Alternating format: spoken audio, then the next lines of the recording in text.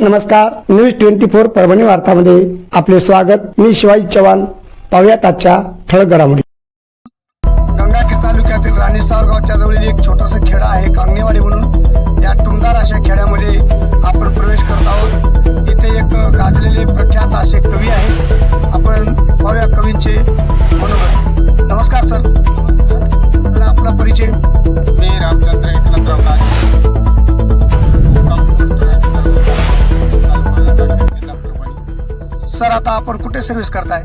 मी सध्या अंबाजोगाई येथे सर्व्हिस करीत आहे. माझ्या शाळेचं नाव जोधा प्रसादजी मोदी माध्यमिक विद्यालय अंबाजोगाई आहे. तर सर, आमच्या प्रेक्षक मंडळीला आणि आमच्या काही कवी म्हणजे कवी मनाच्या हळव्या मनाच्या वर्गाला आपल्या काही कविता सादर कराल अशी आम्ही विनंती करतो.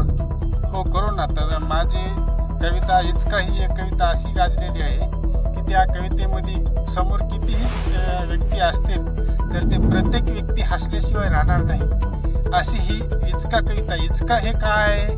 इचका हे एक शेतातील तण आहे. ते धान्य तर येऊ देत नाही पण इतर तणाला येऊ देत नाही, असा आहे तो इचका.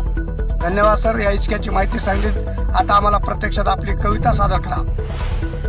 इचका रे इचका, इचका रे इचका, इचका रे इचका, सर्वांचा करतो पचका. सर्वत्र पसरतो तो इचका, सर्वांचा करतो तो पचका. स्वतःला समजतो तो गचका, अशा प्रकारचा तो इचका. इचका रे इचका, इचका रे इचका, इचका रे इचका, मातीत पसरतो तो इचका. खडकावर टाकला तरी उगवतो तो इचका. सर्वांची वाट लावतो तो इचका, असा आहे तो इचका. इचका रे इचका, इचका रे इचका, इचका रे इचका, सर्वांचा करतो पचका. मित्रात मित्र ठेवीत नाही, असा तो इचका. शत्रूत शत्रू ठेवीत नाही, असा तो इचका. सर्वांना परेशान करतो, असा तो इचका. कोणाचंही समजून घेत नाही, असा तो इचका. इचका रे इचका, इचका रे इचका, इचका रे इचका, सर्वांचा करतो पचका. धन्यवाद सर. अप्रतिम अशी आपली कविता आहे. खरोखरच या इचक्यामध्ये जवळपास जे काही सध्या गल्लीपासून दिल्लीपर्यंत जे काही राजकारण चालू आहे इचका इचकीचं, मला तर वाटतं आपण ते दाखवून दिलेलं आहे. त्याबद्दल मी आणि माझ्या सर्व न्यूज 24 परभणी वार्ता चॅनलच्या श्रोते वर्गांच्या आणि प्रेक्षक वर्गांच्या तर्फे आपले आभारी आहोत. धन्यवाद सर. अशाच ताज्या घटना घडामोडी जाणून घेण्यासाठी आजच चॅनलला लाईक व बेल आयकॉन दाबून सबस्क्राईब करा. तर चला पाहूया कांगणे सरांची दुसरी कविता. तर सर, आता ही झाली इचका. अजून एखादी ग्रामीण भागातील आपल्या सुंदर अशा ओरिजिनल शैलीमध्ये, असली शैलीमध्ये, मराठमोळ्या शैलीमध्ये, अस्सल मराठवाड्या शैलीमधील कविता आपण एखादी सादर केला तर फार बरे होईल. तर माझ्या कवितेचं नाव आहे खडूस. खडूस ही कविता अशी लिहिलेली आहे की त्याच्यामध्ये असं वर्णन केलेलं आहे की माणसाला त्याचे गुणधर्म सोडता येत नाही. कावळा हौशेने पाळीला, परी हा जातीवरी गेला. खाओनिया दूध भात, चोच बुडवी नरकात. तुम्ही कितीही काही करा, त्याचा खडूसपणा जाणार नाही. जसे कावळाला तुम्ही काही खाऊ घाला, काही पिऊ घाला, ते त्याची चोच नालीमध्ये घालतोच, त्याचप्रमाणे ही माझी खडूस कविता आहे. तर आपण कविता सादर करायचं आता. खडूस माणसाची होती, खडूस एक जात. खडूस माणसाची होती, खडूस एक जात. मी होतो ती खडूस जात पाहत, मी होतो ती खडूस जात पाहत. त्यात किती होते खडूस, त्यात किती नव्हते खडूस. त्यात किती होते खडूस, त्यात किती नव्हते खडूस. त्यात होता एक खडूस, उरले सुरले नव्हते खडूस. त्यात होता एक खडूस, उरले सुरले नव्हते खडूस. अशी होती ती खडूस माणसाची, खडूस एक जात.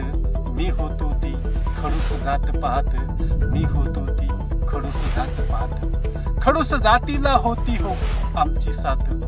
खडूस जात दिसते जशी हिरवी कांद्याची पात. खडूस जात झाली हो जळती वात. म्हणून खडूस जातीने सोडून दिली हो आमची साथ. म्हणून खडूस खडूस जात झाली हो बरबात. अशी होती ती खडूस माणसाची खडूस एक जात. मी होतो ती खडूस जात पाहत. मी होतो ती खडूस जात पाहत. धन्यवाद सर. अगदी आपण जे ग्रामीण भागामध्ये दुबळ्या विचाराचे दुबळ्या मनाचे जे काही व्यक्तिमत्व असतात माणसं असतात त्यांच्यावर आपण कविता सादर केलेली आहे. खरोखरच हृदयाला सर्वांच्या हृदयस्पर्शाला छेदून गेलेली कविता आहे. धन्यवाद सर.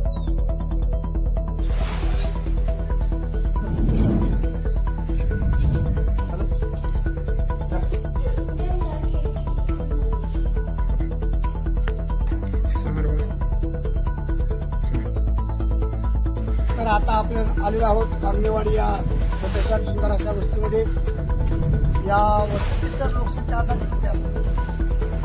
800 म्हणजे जवळपास छोटे मोठे धरले तर 300 ते 350 या ठिकाणी लोकसंख्या आहे. तर पाहूया आता इकडे आपलं हे हनुमान मंदिर आहे आणि खूप छान मंदिर आहे. गावाच्या मनानं खूप सुंदर असं मंदिर दिसत आहे हनुमान मंदिर. आणि या गावामध्ये जवळपास रस्ते वगैरे त्या मानानं आहेत, छान आहे. आणि हे जुने पुरातन वास्तू तर आपण पाहत आहोत. आता काळाच्या ओघामध्ये बरेचसे काही नवीन नवीन बांधकामं झालेली आहेत. मात्र अजूनही या गावचं वैभव मानलं जाणारं कांगणेवाडीचं मूळ स्तंभ मूळ घर म्हणजेच कांगणे यांचं घर. तर हे आपण पाहत आहोत समोर. 1 मिनिट.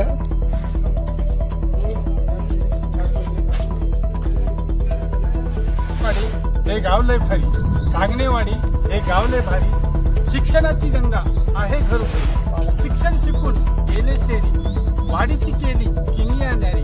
गावातील आहे प्रत्येक जण भारी. गाव आहे तलावातील कांगणेवाडी हे गाव लय भारी. कांगणेवाडी हे गाव लय भारी. रस्त्याबद्दल बोलतात चौकावरी. कोणीही जात नाही शासनदारीची. इंग्रजी शाळेची हौस भारी. शाळा उडून गेली वाऱ्यावरी. गावातून वाहते ज्ञानाची दरी. कांगणेवाडी हे गावले भारी. कांगणेवाडी हे गावले भारी. ग्रामपंचायत आहे पर गावावरी. इच्छुक उमेदवार आहेत घरोघरी. निवडणुकीचे वारे वाहतात गावावरी.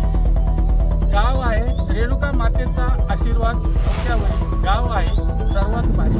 कांगणेवाडी हे गावले भारी. कांगणेवाडी हे गावले भारी. येथे आहे अध्यात्माची पंढरी. म्हणून साधू संत येऊन गेले दारी. म्हणून चालते सप्ताहावारी. गावाची आहे महिमा भारी. गाव आहे केदारेश्वराच्या शेजारी. कांगणेवाडी हे गावले भारी. कांगणेवाडी हे गावले भारी. धन्यवाद सर. म्हणजे पुरातन काळामध्ये शिववाडी असं या गावाचं नाव होतं. परंतु या कालांतराने येथील एक कांगणे नावाचे काही सदग्रस्त होते. त्यांच्या नावावरून पूर्वजांच्या नावावरून शिववाडीचं नामकरण झालेलं आहे, नामांतर झालेलं आहे आणि कांगणेवाडी हे गाव पडलेलं आहे. आणि आपल्या मौलिक अशा कवितेच्या शब्दरचनेतून गावाची दशा व्यथा आणि प्रगती तिन्ही आपण दाखवल्याबद्दल धन्यवाद सर. अशाच ताज्या घटना घडामोडी जाणून घेण्यासाठी आजच चॅनलला लाईक व बेल आयकॉन दाबून सबस्क्राईब करा व शेअर करा. आजचे बातमीपत्र संपले. पुन्हा भेटूयात पुढील बातमीपत्रात. नमस्कार.